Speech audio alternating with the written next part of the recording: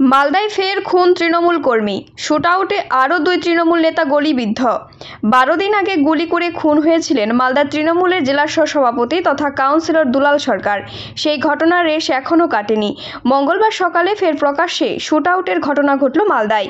কালিয়াচক 1 নম্বর ব্লকের নওদা যদুপুর গ্রাম পঞ্চায়েত এলাকায় সরকারি রাস্তার উদ্বোধনে গিয়ে গুলিবিদ্ধ হলেন 2 তৃণমূল নেতা। গুলিতে প্রাণ হারিয়েছেন আরও এক তৃণমূল কর্মী। স্থানীয়দের অনুমান, তৃণমূলের গোষ্ঠীদ্বন্দ্বের জেরে এই ঘটনা ঘটেছে। জানা গিয়েছে, আজ সকালে পঞ্চায়েতের তরফে একটি রাস্তার উদ্বোধনে নয়াবস্তি এলাকায় যান তৃণমূলের অঞ্চল সভাপতি বকুল শেখ। সঙ্গে ছিলেন স্থানীয় পঞ্চায়েত সদস্য এশার উদ্দিন শেখ। এছাড়া উপস্থিত ছিলেন তৃণমূল কর্মী হাসানুল শেখ সহ অনেকেই। সেই অনুষ্ঠানে হঠাৎ গুলিবৃষ্টি শুরু হয়। গুলিবিদ্ধ হয়ে ঘটনাস্থলেই প্রাণ হারান হাসানুল শেখ।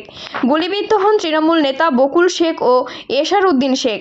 তড়িঘড়ি গুলিবিদ্ধ 2 তৃণমূল নেতাকে মালদা মেডিকেলে ভর্তি করা হয়েছে। খবর পেয়ে ঘটনাস্থলে পৌঁছায় কালিয়াচক থানার পুলিশ সহ বিশাল পুলিশ বাহিনী।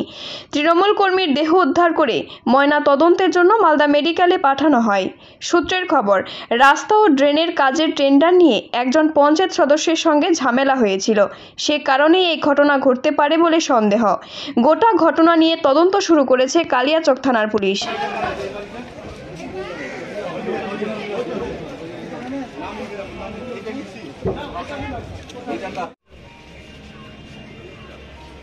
বলেন দাদা, বলেন। হ্যালো, হ্যাঁ।